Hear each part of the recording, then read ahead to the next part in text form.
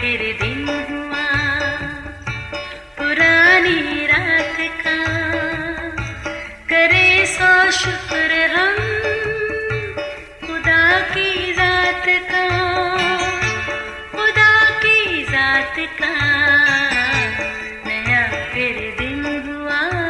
آج کی آیت: جس قدر ہر ایک نے اپنے دل میں ٹھہرایا ہے اسی قدر دے، نہ دریغ کر کے نہ لاچاری سے، کیونکہ خدا خوشی سے دینے والے کو عزیز رکھتا ہے۔ دوسرا کرنتھیوں 9 باب 7 آیت۔ عزیزو، زندگی کا سفر آسان نہیں۔ اس راستے میں اس قدر اونچ نیچ اور آزمائشیں ہیں کہ ہم گھبرا جاتے ہیں۔ قدم قدم پر رہنمائی کی ضرورت ہے، اور ایسے ماہر گائیڈ کی بھی جو ہمیں ایسے راستوں پر لے جائے کہ ہم کامیابی کے ساتھ اپنی درست منزل پر پہنچ جائیں۔ یاد رہے، ہمارا ازلی دشمن ابلیس ہمیں گمراہ کرنے کے منصوبے بناتا رہتا ہے۔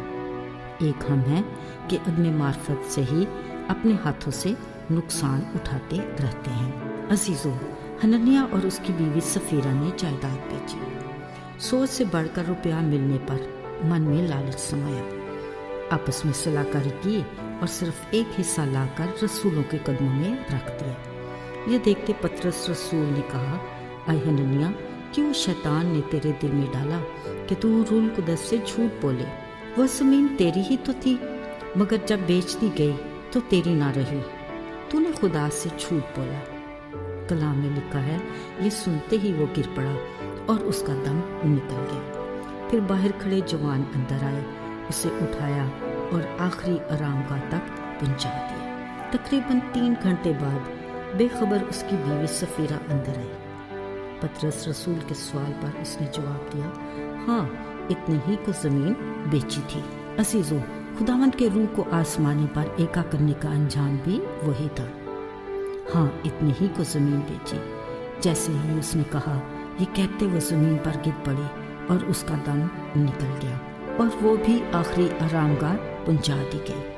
عزیزو، کلام مقدس کے اس واقعہ کے افسوسناک انجام کی وجہ کیا بنی؟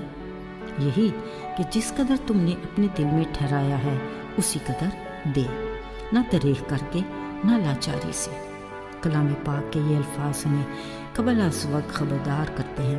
شاید ہم یہ سوچ رہے ہیں کہ ایک جھوٹ کی اتنی بڑی سزا، دیکھا جائے تو ہم دن میں کتنی بار جھوٹ بولتے ہیں۔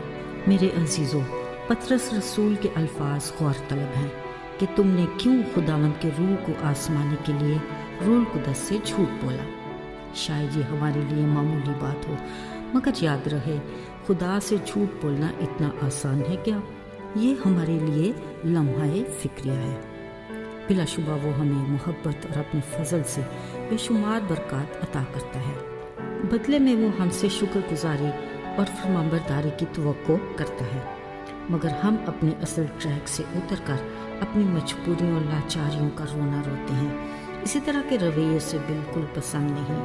اگر ہم نے خداوند سے کوئی عہد کیا تو وہ ہمارا فیصلہ ہے، جس کو کسی بھی صورت اور کسی بھی حالت میں پورا کرنا ہمارا فرض اولین ہے، نہ دریغ کر کے نہ لاچاری سے۔ عزیزو، ایک آدمی نے اپنے دوست کو ملنے دوسری قوم جانے کا ارادہ کیا۔ پہلی بار کا یہ سفر اس کے لیے خوشگوار تو تھا، مگر فکر کی وجہ گھنے درختوں کا وہ جھنڈ تھا جو اس کے راستے میں پڑتا تھا۔ خیر، خدا کا نام لے کر چل پڑا۔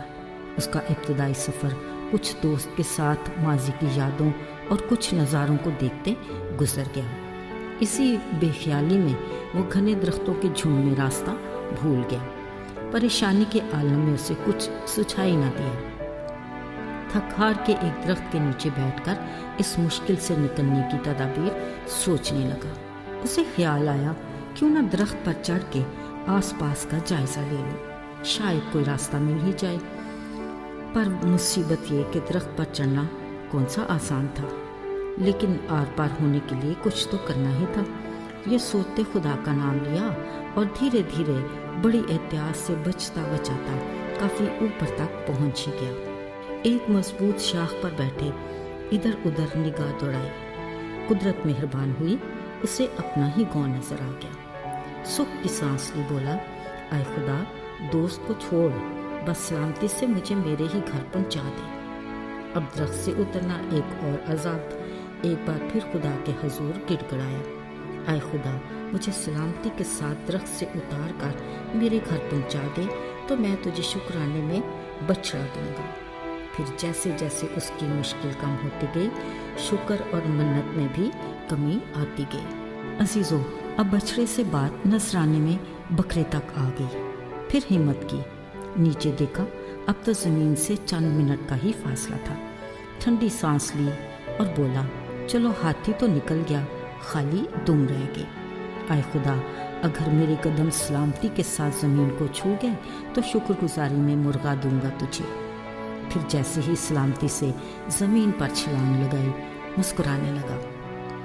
आए खुदा, मेरी क्या औकात, मैं भला तुझे दे क्या सकता हूँ, सब कुछ तेरा ही तो है।